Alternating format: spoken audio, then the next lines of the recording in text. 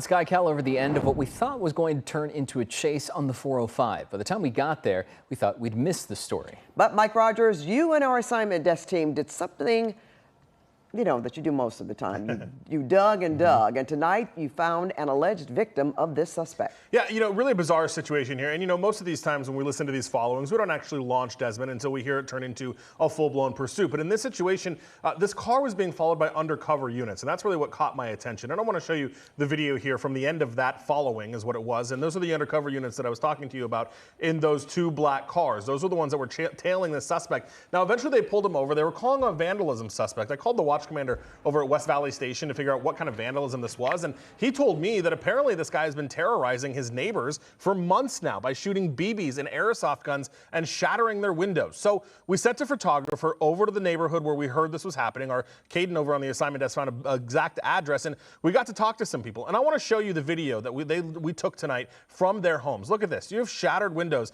This guy has been shooting BB guns and pellet guns through their neighbors' windows for months now, at least since August, according to one woman who that's when she first moved in. She also tells us that people have moved out of this condominium complex because things have gotten so bad. They call the police. In fact, the woman we talked to called the police today at about 3 o'clock. And that's right before he got arrested. You can see the BB laying there still on her back patio. It's something they deal with every single night. She says it wasn't bad when they first moved in, but it's gotten worse.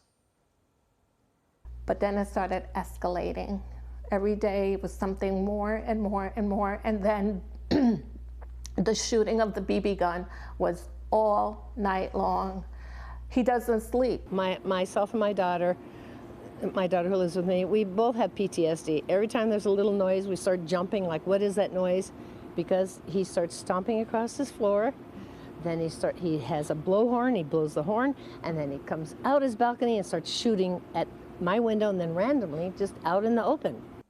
Yeah, Pat and Gio, the woman tonight told us that he's even accused this woman of trying to kill him, saying that his mother has hired him to spy on him. So clearly there is some mental health challenges going on here. But regardless, these neighbors have been terrorized for months now by this guy who yells at blowhorns or blow megaphones at them throughout the middle of the night. They've called police multiple times. Security there at the condominium complex won't do anything. They say this is not the first time he's been arrested. He's been arrested once before. That gave them some peace for about 2 days. So we'll see if he's in custody any longer tonight. As soon as I can get a hold of those West Valley burglary detectives, I'll figure out what he's being charged for and kind of monitor his progress of how long he's in custody or what relief these guys might get. And it sounds like he also needs some mental health help as well. We certainly appreciate